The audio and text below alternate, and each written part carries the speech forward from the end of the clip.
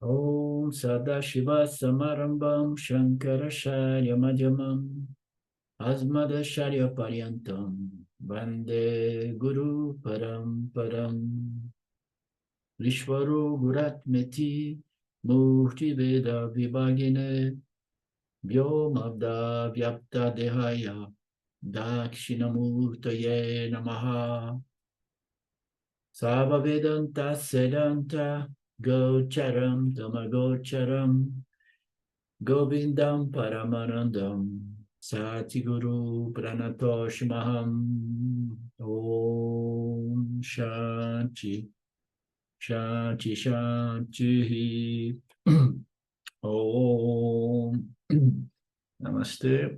Welcome. Mandukya class, our class number 2. That's a small introduction again.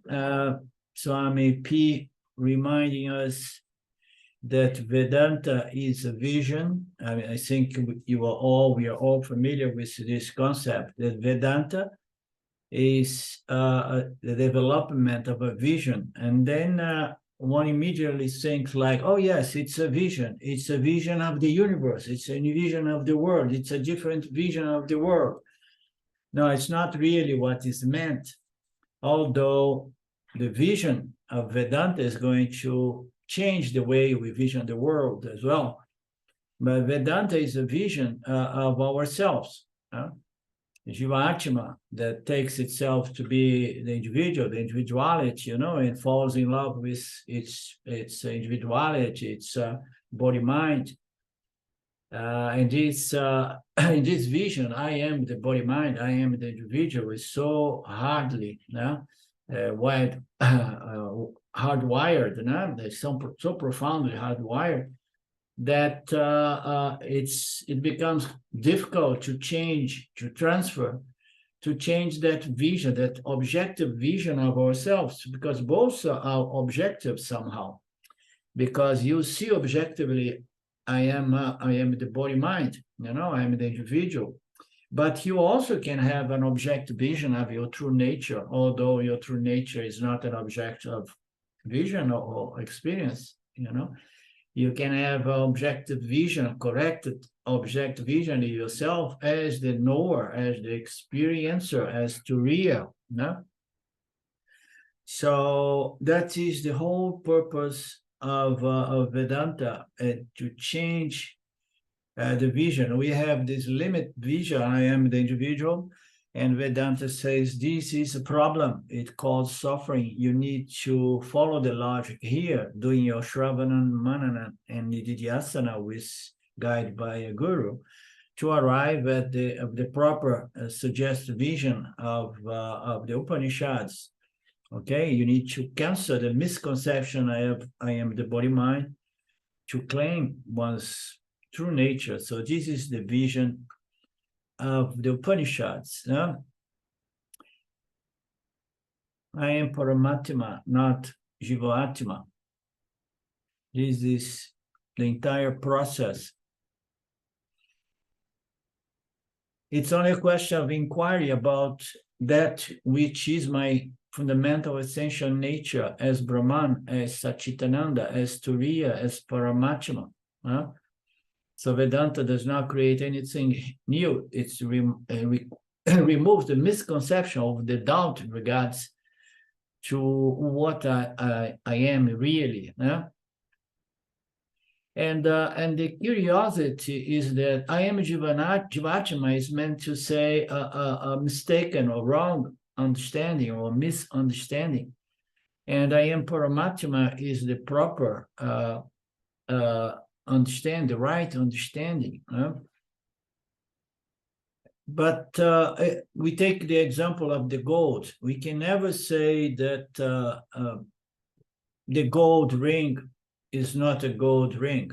The gold ring is a gold ring. We can never say that the perception, the vision that this is a gold ring is a wrong one. No, it is a limited one. Because the unlimited vision is that the gold ring is just gold. You understand? So one vision is limited because it's identification with the nama rupa. The other vision is unlimited because it's identification with the essential nature of the gold ring as gold. So when we know I am the gold, I have claimed and understood and embraced my true nature as I am consciousness.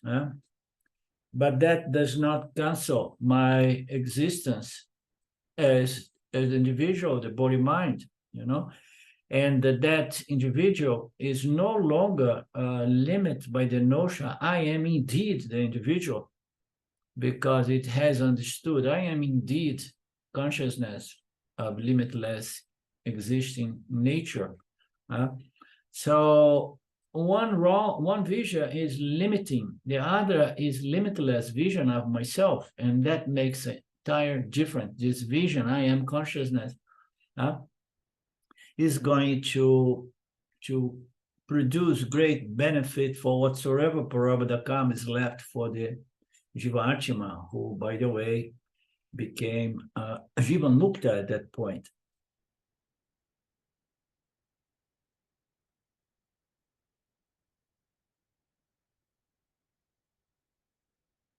So it's just a question of definition. I'm inquiring, re-examining the way we define ourselves, identify ourselves, and correcting that or not, knowing that that correction is not going to finish with our individuality, our Jivatma nature, our inferior nature, or apparent nature, It's just that's going to establish a certain understanding of, in regards to my true nature as pure gold, that does no longer affects my nature, my inferior nature as the ring, does not affect my inferior nature as the wave, because now I understood that my superior limitless nature is ocean, and furthermore is water.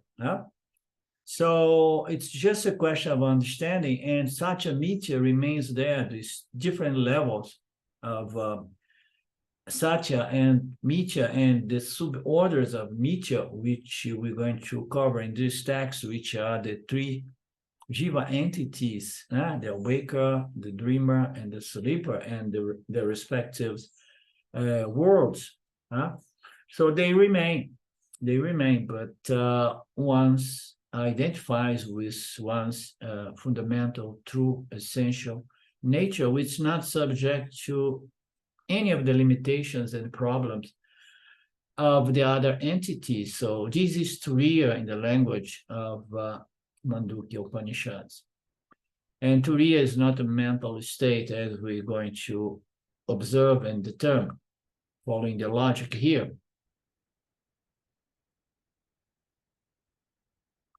So it's so hardwired, this ignorance. Vedanta says that automatically we take for granted that we are the individual.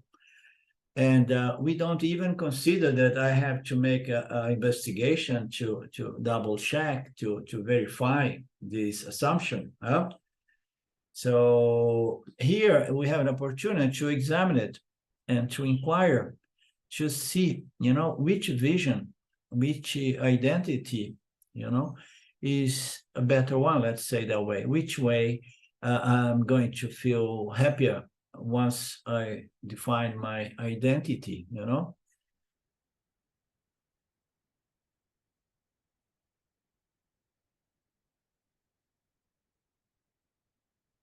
Vedanta does not introduce any new truths, a new God or a new Brahman.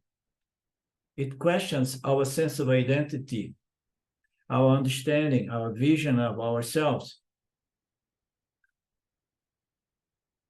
Vedanta does not question our existence.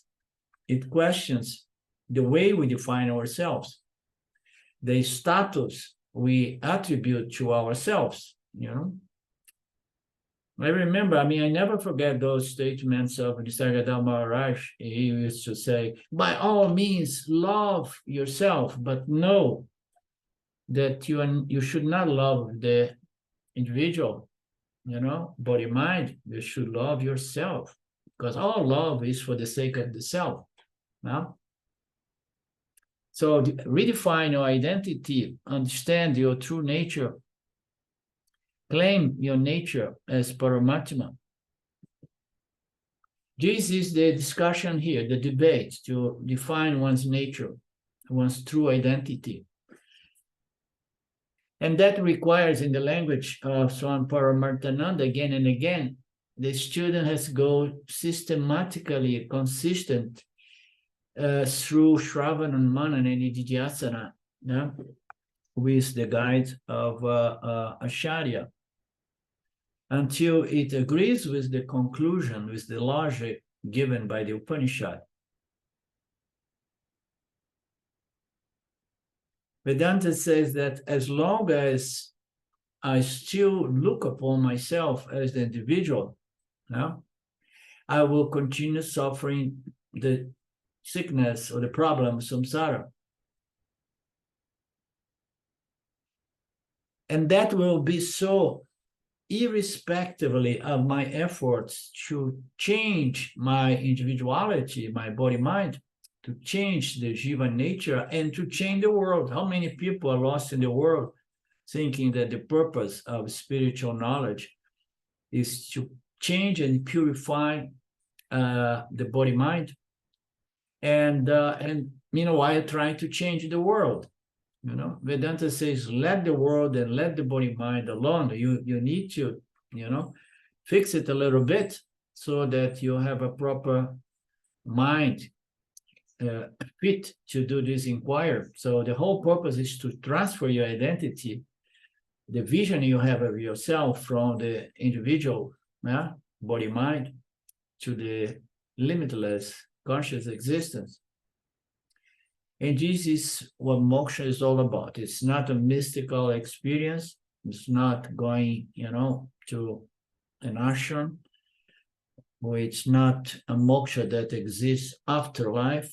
No, it's here now by establishing and claiming one's true nature as the eternal, beginningless Satchitananda. So these teachings are called the Upanishads. They begin at the very end of every Veda to indicate that this teaching should be obtained from a guru. The Upanishads are always present in the form of a dialogue between guru and disciples. Here, Swami Diski, originally there was something like almost 1,200 Upanishads spread all over the Veda. Nowadays, we have only about 200 Upanishads. Commentaries for 108 are available. Commentaries of Shankaracharya. Now, commentaries are available for about 108 Upanishads, of which Shankaracharya's commentaries are available for only 10 of those Upanishads. Often we hear that there are only 10 main Upanishads. Why? Because Shankaracharya has worked on those Upanishads and presented us his analysis and commentaries. We are not going to go back to the question of Lin, because Lin is going to need to write an email to Swami Paramarthananda and then get back to us.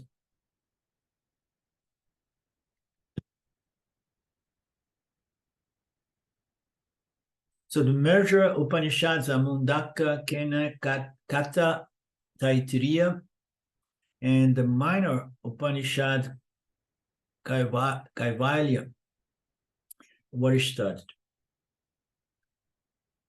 He says that he has covered these Upanishads with his students. Now we are entering on the sixth major Upanishad, Mandukya. It belongs to Atharvana Veda. It's called Mandukya because Mandukya seems to mean frog. And also it's said that the rishi who received this was called Manduka. So whatsoever reason, this name is also associated with the frog because it is an analysis or investigation of the true nature of the three experiencing entities that keep going from one state to another state, just like a frog in a river jump from one stone into another, experience three different dimensions or universe, until it understands that I'm none of these experiencing entities.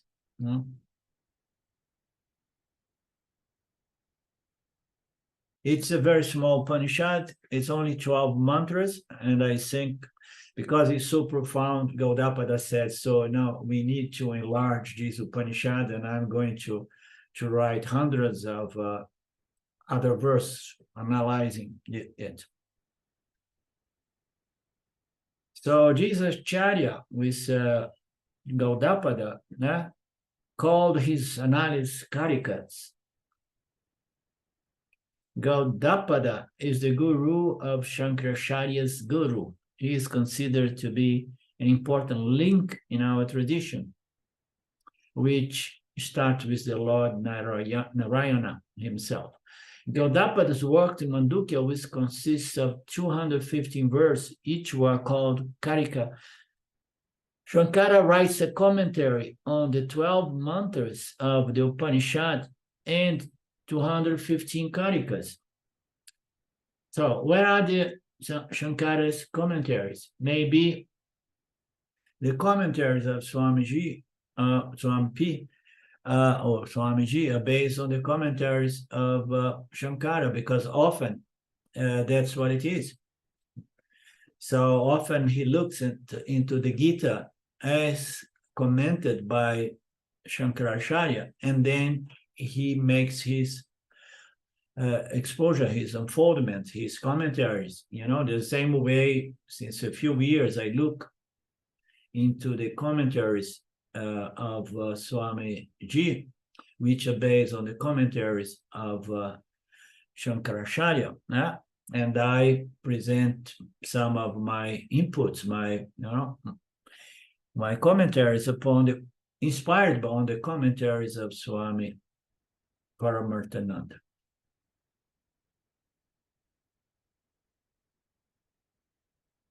We will start both the Upanishad and the Karikas.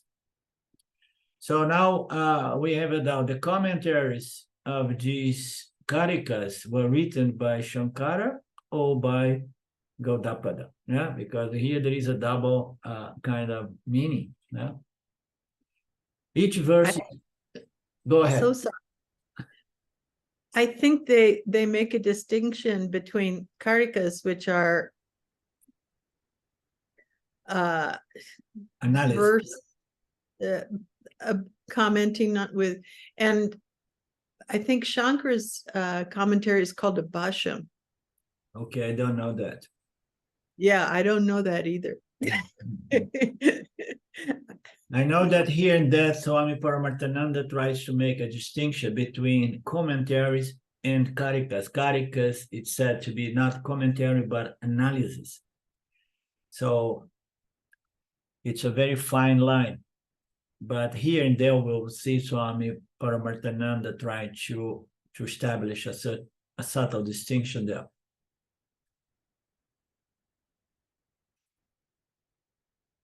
So we have four chapters. So the thing is, the Mandukya Karika, they are two books, Mandukya and Karikas. Mandukya, it is from Mundaka, from Mr. Mandukya, the frog, and the author, attribute to him, and the Karikas to Gaudapada. They can be studied distinctively. But the Mandukya Karika is the structure of the Mandukya verse plus the verse of Gaudapada in a way that it keeps, nicely organized. Let's say that, they are not disconnect. They just go some Mandukya verse and some Karikas which refer to the verse and so on. Therefore, we have 4 chapters.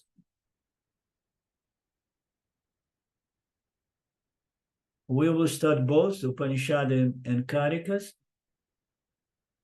those Upanishadic mantras plus the 215 Karikas are structured and divided in 4 chapters. I don't know who has organized and structured that. Maybe it was Mr. Shankaracharya. But those questions are curiosities, and they are not really much relevant.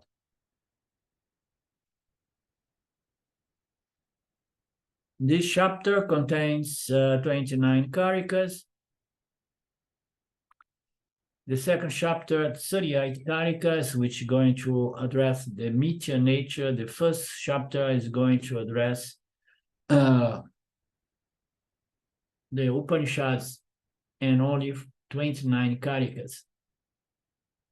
The third chapter is 48 Karikas dealing with non-dual nature of Atma. The fourth chapter contains 100 Karikas, which clear all possible doubts and objections to the teaching contained in this Upanishad. So the first mantras, the first chapter we are entering here. As every Upanishad, it begins with a prayer. The student prays to the Lord asking 3 blessings. The first is the physical fitness, the body-mind fitness, sharp intellect, clear mind. And this is interesting, and a sufficient lifespan or span of health to successfully conclude one's human journey. Shravanam, Manan, and Nididhyasana. Beautiful. The second is for the spiritual journey to be free from tough obstacles. The third is for freedom from obstacles due to 3 sources. Problems with my body-mind, fellow human beings, karma around me, and factors over which nobody has any control. So it's the same concept of shanti, shanti, shanti. Remove 3 levels of possible obstacles. Therefore, the student prays for fitness, smooth spiritual journey without much bump roads, and freedom from tough obstacles. So now we go into the first mantra, mantras 1 and 2. The syllable Om is all these. Now follows a clear and complete exposition of this syllable Om. All these belonging, Om belonging to past, present, future is present here as O.kara. And anything else which is beyond the 3 periods of time is also O.kara. So there is the three periods of time. What 3 periods of time? Is what happened in the past, what's going to happen in the future. But there is something beyond that, beyond time, beyond the 3 periods of time. So if you take everything that exists within the scope of time, and then you say, and how about outside of the scope of time? It says Om is also that. Om is everything, okay? And O.kara goes to the syllable Om, which is synonymous, Anything else which is beyond time is also Om or O.kara. So the initial part of this Upanishad is investigation, inquiring into the nature of Om or O.kara, okay? So the first one proposed this mantra, which is inquiring into the nature of O.kara. The second one, all this O.kara is indeed Brahman.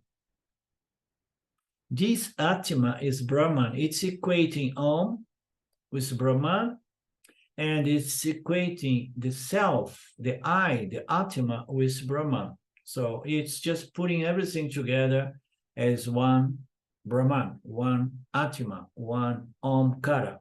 This Atma, this Brahman, this O.kara has 4 quarters, as if divided into 4 parts. Okay. So first he introduced the concept of Om and is the headline, and then in the following verse we're gonna go into understanding the meaning of this Om syllable. And the second, it just equates Om with Brahman and with the I or the self or the Atma, and says this Atma, which is the I, the self we all experience, has 4 parts or quarters. So it's another inquiry.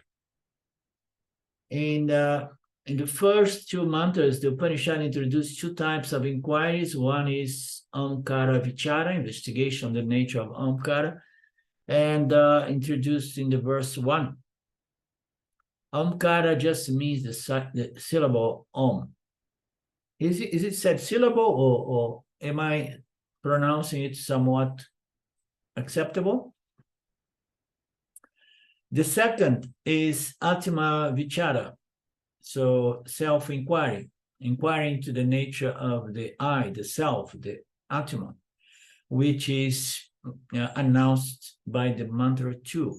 The actual inquiry conducted from the 3rd mantra onwards. So we're gonna go into the real analysis from the verse number 3 onwards. And then Swami Paramarthananda likes to structure and anticipate the structure of the system of the teachings being unfolded. He says that the mantras 3 to 7 is going to deal with self-inquiry, Atma Vichara. No? And then only later on the mantra 8 to 12, we're going to come back and look into O.kara Vichara, which was announced in the mantra 1. First, we'll see the meaning of mantra 1. The Upanishad says that O.kara, the word Om, is everything in the creation, and that a throughout comprehensive and intimate analysis into the O.kara is going to be done in this Upanishad. When the Upanishad says O.kara is everything, what is meant by everything? So it goes beyond present, past, and future. It goes beyond mithya. It goes beyond space-time.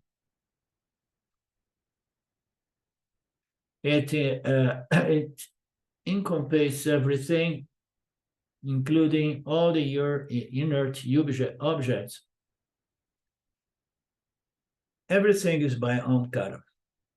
There are other Upanishads that also refer to O.kara in a similar manner, like Taittiriya,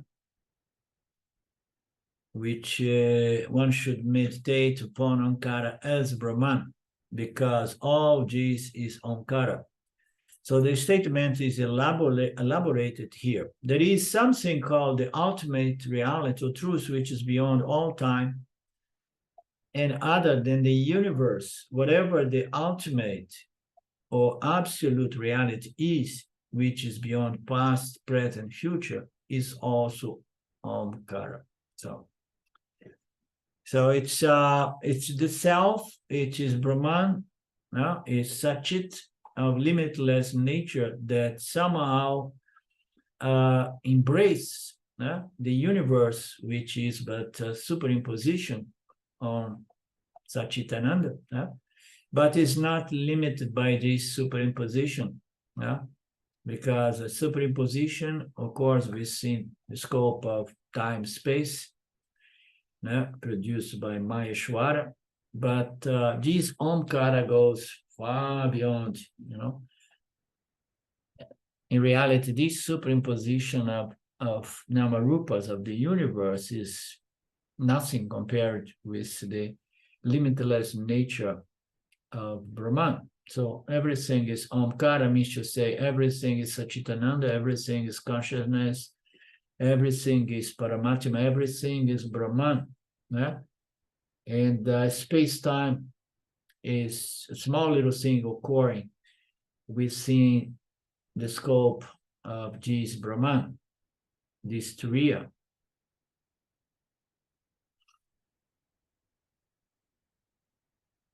But what falls within time and what lies beyond time is, as we said, also nothing but O.kara. Since O.kara is within time and beyond time, by analyzing O.kara, we are analyzing everything possibly, the manifest and the unmanifest. When we're going to analyze O.kara, the concept of Om, we analyze that which comes within the phenomenal universe and that which remains as nominal, as beyond any phenomenal universe. Analyzing O.kara, we analyze everything. Therefore, O.kara is a very, very important, precious sound or syllable. Understanding O.kara amounts to understand everything, even beyond time and space, beyond Mithya. And then he stops here. He says, we just hold it in here, wait for the mantra 8 to 12, but this is the announcement. So he likes to create, expectation. They're like, wait, I'm not going to anticipate anything.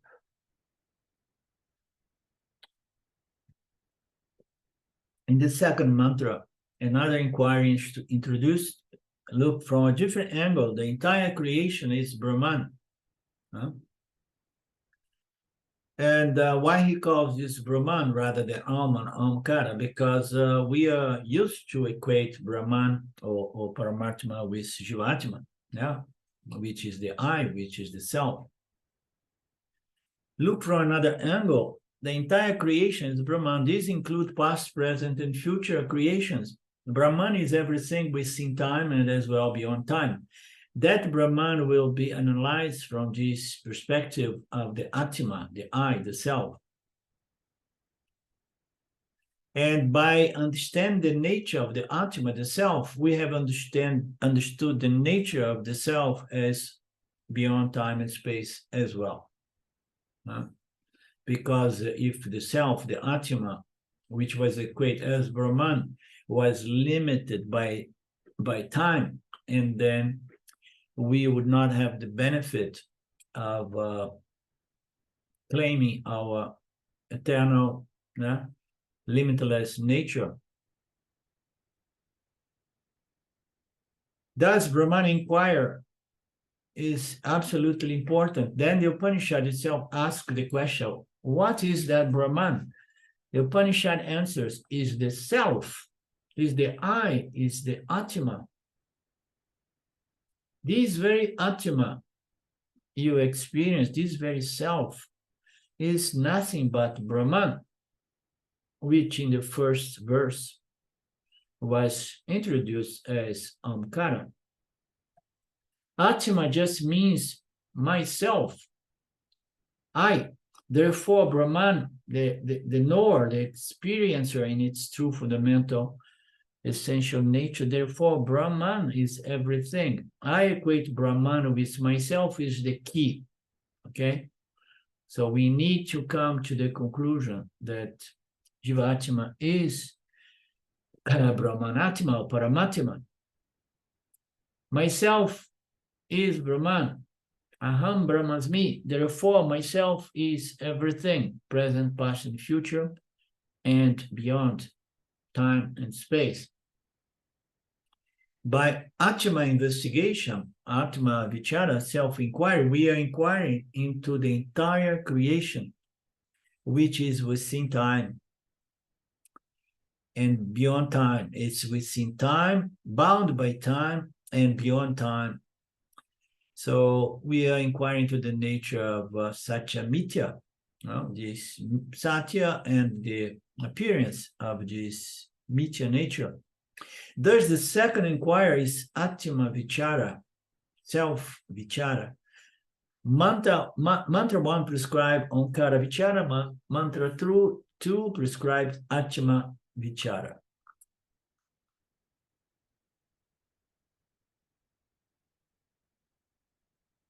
And then once the Atma vichara is introduced, immediately, this Upanishad brings about the concept of 4 parts, 4 aspects, 4 quarters. O.kara vichara involves inquiry into 4 components of Atma. So only when I inquire into the 4 quarters or 4 aspects or 4 parts of the self, this Atma, myself, will I know the truth of the entire universe, the entire creation. What are those 4 quarters or aspects or parts of Atma? These will be analyzed in the verse 3 to 7. So we need to be patient. We go slow, but we know where it's going to lead us. The truth of the entire creation is only possible when we analyze the 4 aspects of existence, consciousness, the 4 aspects of Brahman, the 4 aspects of the self, the 4 aspects of reality. What science does, it wants to experience the 3 aspects of the universe. Okay, so the physical material universe and the subtle material world and the subconscious universe,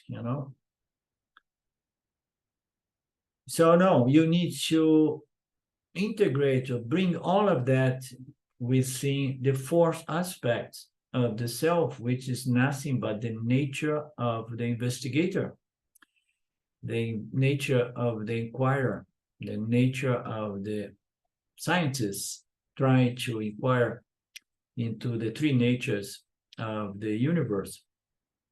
So only when I inquire the 4 aspects of Atma, which is my true nature, I will know the truth about this apparent universe. I'm saying that to make a point that science will never get there, because they discount the most fundamental, because it's the most subtle and it cannot be objectified, and then they say, no, there is no such a thing. What are those 4 parts or aspects of this Atma? Mantra 3 describes the 1st quarter. Mantra 4 describes the 2nd quarter, and so on, so forth. Before studying this mantra, an introduction is needed. The uniqueness of Mandukya Upanishad is that it's like a steep mountain. Some explanations are necessary in some place to help us to climb that mountain. Mandukya Upanishad is uniquely different from all other Upanishads. This is important when it's marked.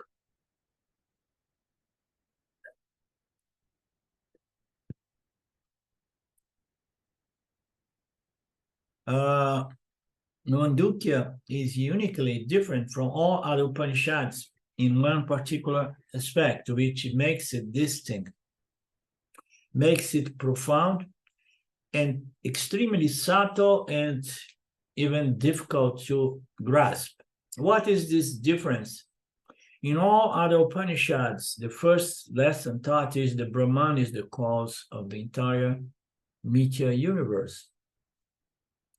So often we say Brahman is the causeless cause. It caused the universe by its mere presence, but it's uncaused because it's self-contained.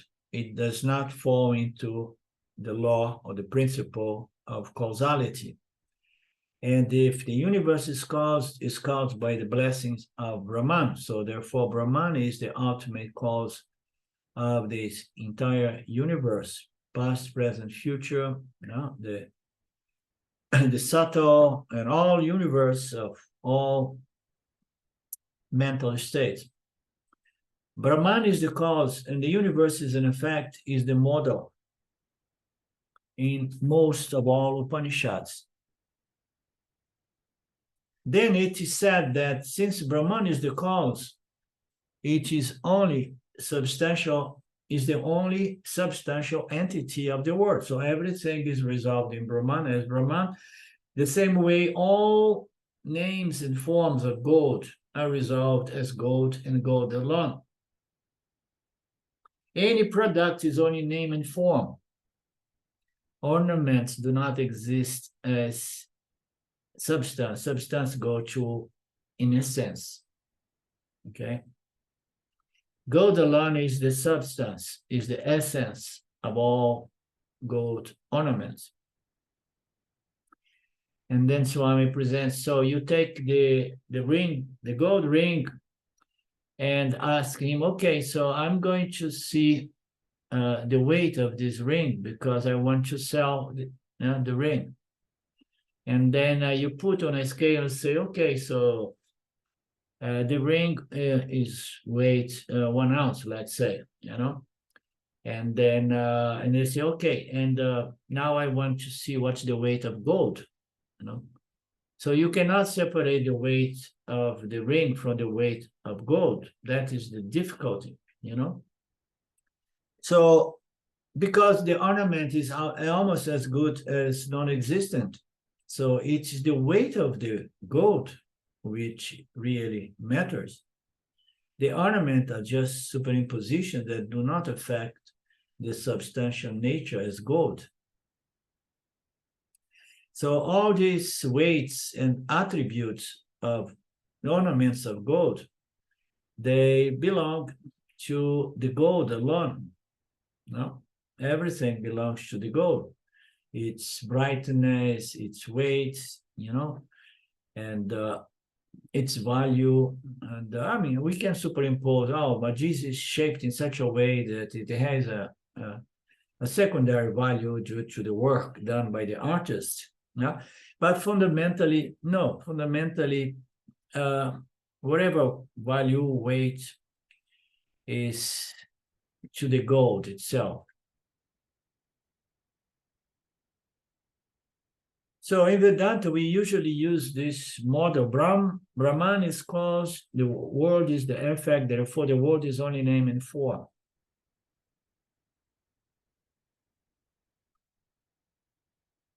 So this universe does not have an existence of its own the same way the ornaments of gold do not have existence on their own. They own it to gold. It's born by gold. The universe has an existence, apparent existence, let's fix it right from the beginning, which is borrowed, from Brahman. In most of the Upanishad, it's said that the world is mithya, mere name and form, and does not have an existence of its own. Mithya means mere name and form, and no independent existence. This is very, very important. What is mithya? Is that which appears and disappears, changing from moment to moment, and does not have an independent existence because it depends on something which apparently calls this world, this universe. The world is a product born out of Brahman, and so it is mithya, just as a pot which was shaped from clay. So this is the general concept presented by most of all Upanishads. But in the Mandukya, this argument is not used. Mandukya Upanishad does not apply this reasoning. It's used another reasoning to show that the world is mithya. So the world is mithya, not because it appears and disappears, it's bound by time and it's not self-contained, but it says that the world is mithya And this reasoning, just let's follow step by step of the Swampi. That reason is very deep and steep, and a lot of reflections need to understand and grasp it. The reasoning goes as follows, okay? The different reason presented by Mandukya. And then he says, he ignores Gaudapad and says, Shankara says that the world is Mithya. I know, but he's talking about something else maybe. It's Mithya because we are experiencing it. Okay, it's an object of experience changing from moment to moment, bound by time, no? Appearing and disappearing, and experiencing a dependent, borrowed existence. So Shankara, we say that in most of our texts. Therefore, whatever you experience is Mithya because you experience it.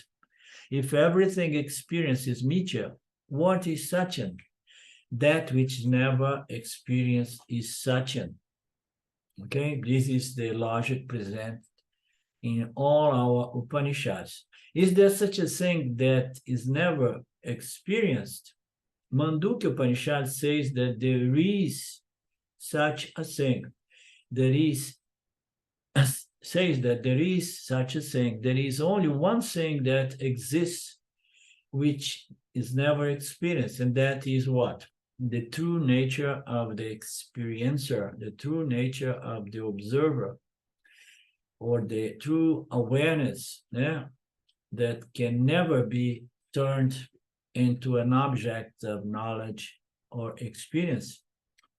So, as we know, eyes can see everything but cannot see themselves. The experiencer in its true nature can never be seen, but it has the power to see everything else. So if I have the power to see everything else through my eyes, but I cannot see my eyes, I can have a direct understanding that I am something other than what I see. Okay, although I cannot see my eyes, but I can say, well, I am the eyes. I'm not what the eyes can see.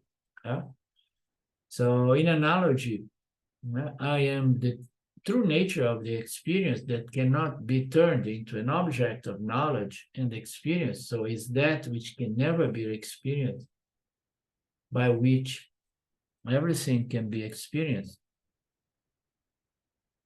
I, the observer alone, is Satyam, the experience, the knower, and every other thing is Mithya, because Mithya is that which can be objectified and experienced. I am Satya because I will never be in the scope, or I can never be reduced to an object of experience, because I am the nature of the experience. And then we need to remember that if we take the mind to be the experiencer, and then we are in confusion again.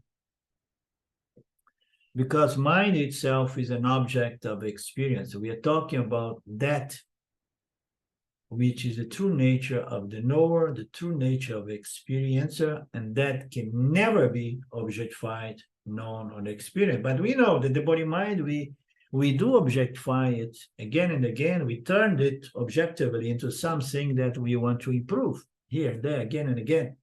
And Vedanta say, oh, don't get much fixated with improving it too much. Just a little bit is enough.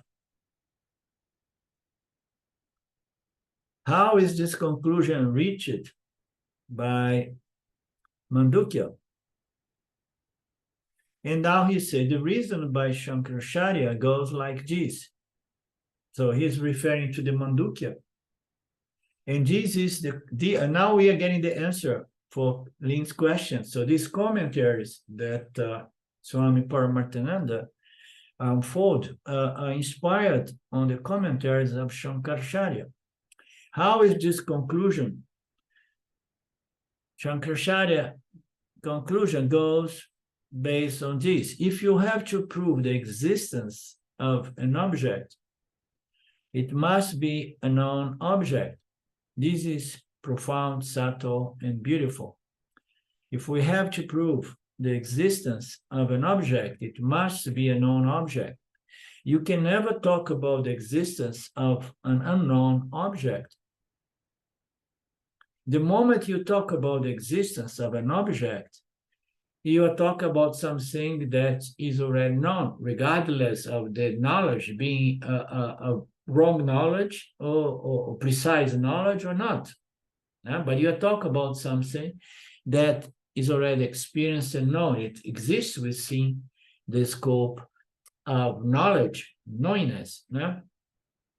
Therefore, the existence of an object can be proved only when it is known for someone or other, because we can never know something that was never known before. The moment that we know something, it means that that is already known, regardless of the specifics of the conclusions we have in regards to that object. If there is something that can never be known by anyone at any time, that object comes under the non-existent category. So existence, which is the Sat aspect of Brahman, must be within the scope of Chit, which is the other aspect of Brahman. So you can never establish the existence without consciousness. We can never know something without consciousness, and we can never reject existence, generally speaking, because even to reject existence, I don't exist, like some people suggest. So I have to be present and conscious to establish that I do not exist. So if there is something that can never be known by anyone, that thing is under the non-existent category, which is not possible. There is no such a thing as non-existent. But when you look into objects, from this angle of analysis, we say, okay, every object we know, every experienced known object, they experience because they already known. So there is nothing that escapes consciousness is another way to understand that. Nothing escapes consciousness. Even the concept of non-existence of this or that. Swamijis, do we have horn? The answer is that we do not have horn. If nobody experienced horns in one's head, the conclusion is that we do not have horn. Existence of an object is proved only when it is known. Such aspect of this universe is due to the Chit aspect of Brahman. The Sat nature of Brahman is proved by the Chit nature of Brahman. So my body-mind, which is the Sat nature, inner nature of this Jiva-Atma, is proved by what? By my Chit nature. So therefore, I see this object, the body and the mind, objectively. And I know that it's here because of knowledge. I know my body-mind. I know that it's in here, but I understand that this body-mind is resolved in Brahman, the very nature of the knower of the body-mind. Being knowable is the criterion to prove the existence of anything. Existence depends upon knowledge, knowability, knowing something, being known. Existence requires known ability. Okay? So what is the difference? Before we say that Mithya is Mithya because it can be objectified and experienced. And here it says that Mithya is Mithya, because Mithya or is Mithya in opposition to Satya because it is known to me, okay? Being knowable is the criterion to prove the existence of anything in nature. Existence depends upon knowledge, knowable, being knowable. Existence requires this knowingness ability. Anything becomes knowable only when there is a knower. Now he further develops. Okay, so now knowledge is what's going to bless the existence of anything in the universe. And any knowledge requires a knower. Now, anything becomes knowable only when there is a knower. Knower is what? I, the knower. I, the observer. I, the subject. And this I is not the mind. So Vedanta concludes that the subject knower proves the existence of everything in the universe. So we are resolving the universe here, no? In Turiya, in Brahman, the true nature of the knower, no? Which is the subject, the ultimate subject consciousness, knower. And that is what proves the existence of everything in the universe. Existence of an object depends on the subject. So how many times we have contemplated this concept. So object depends on the subject, not the other way around. Therefore, the subject, I, myself, alone, lends apparent existence to all the objects in this universe. But my existence does not depend on the objects of this world. Because even without experiencing objects, I know that I am existent.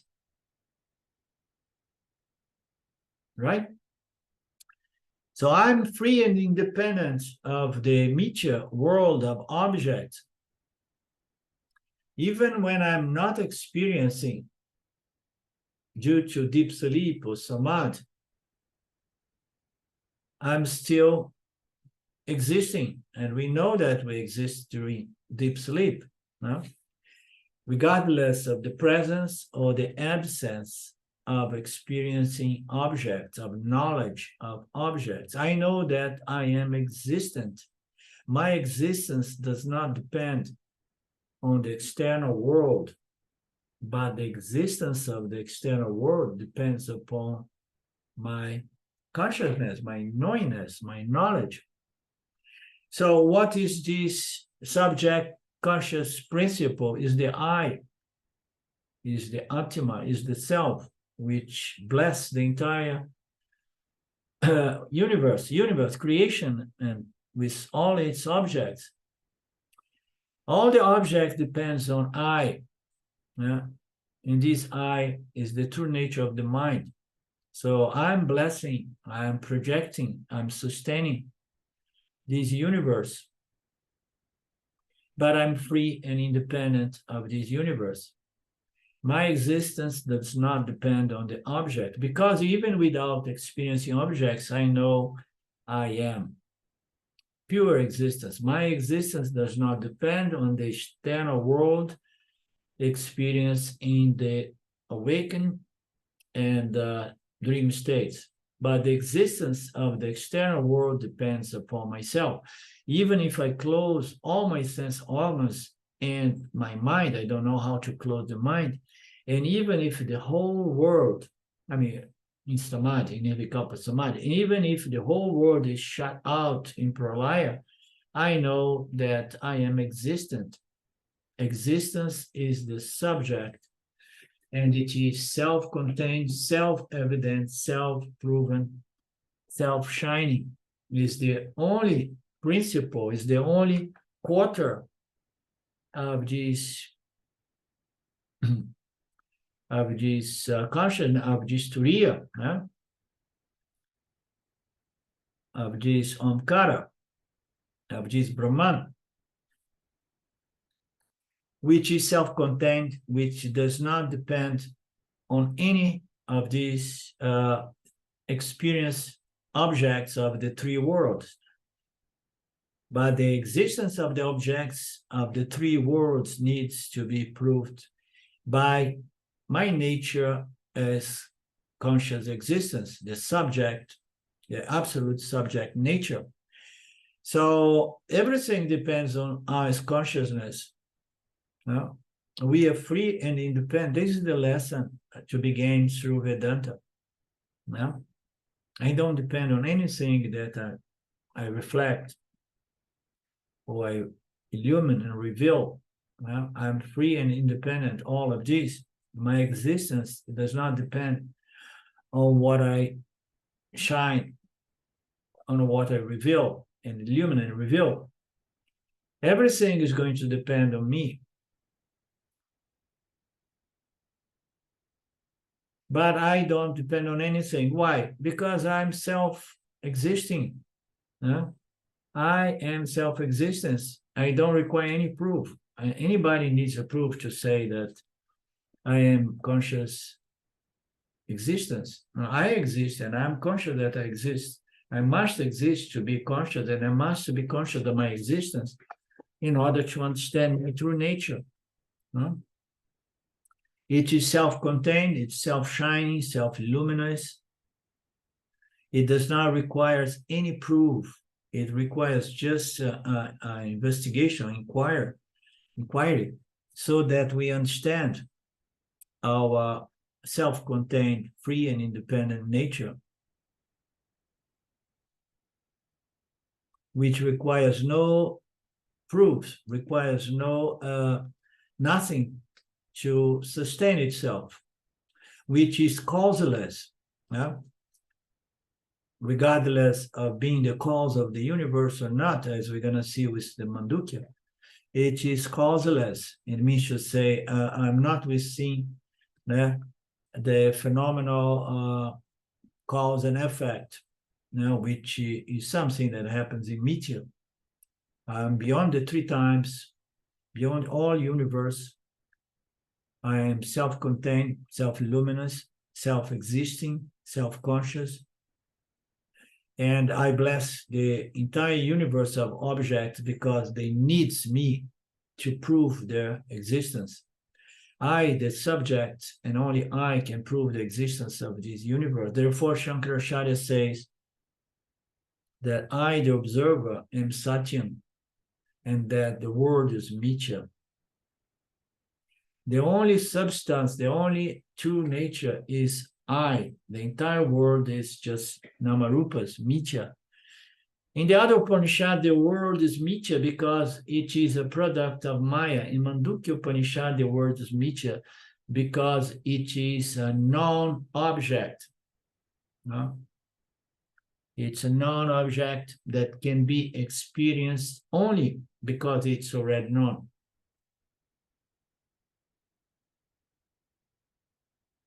Okay, we're going to stop here.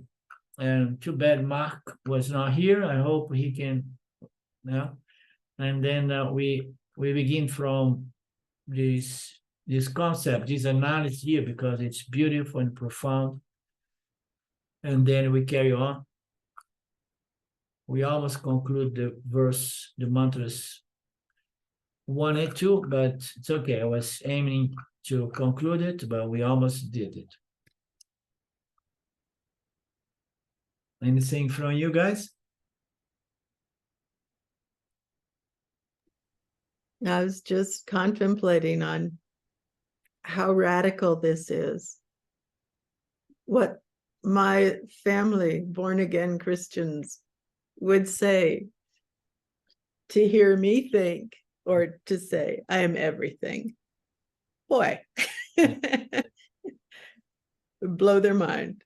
Yeah. Imagine you go there and say, so you exist because I bless you. I'm the source of all existence. No? You exist because I know you, because I know you exist, You got to keep it a secret.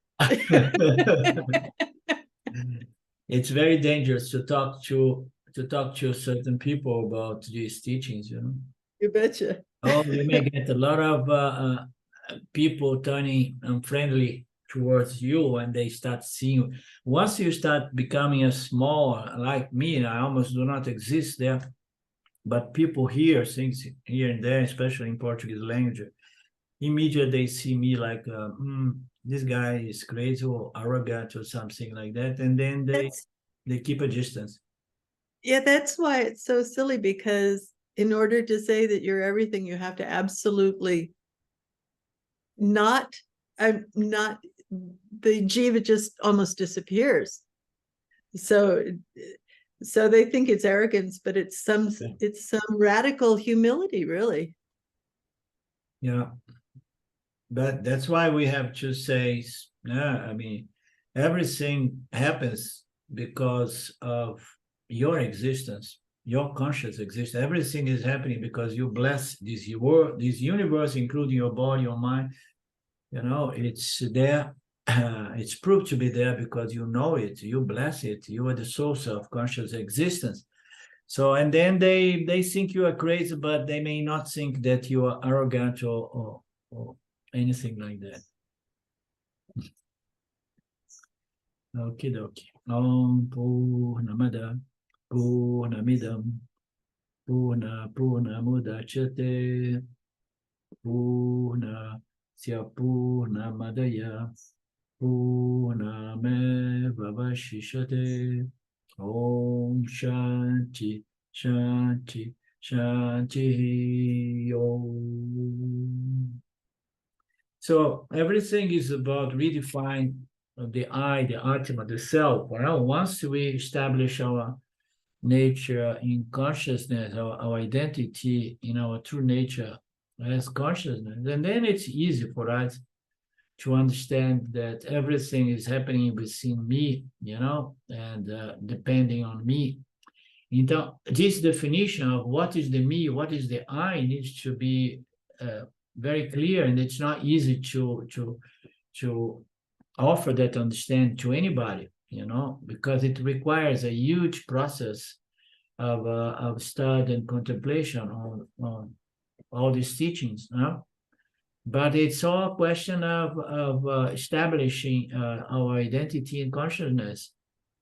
And then it's easy to know that everything is just an apparent superimposition or reflection upon our conscious existence, And it's simple, and there is nothing arrogant about that, as you said. Okay, so we meet again this coming, today's Friday, yeah. Today's Friday, and we meet this coming Monday. Ishwara Thank you. willing. Namaste. Namaste.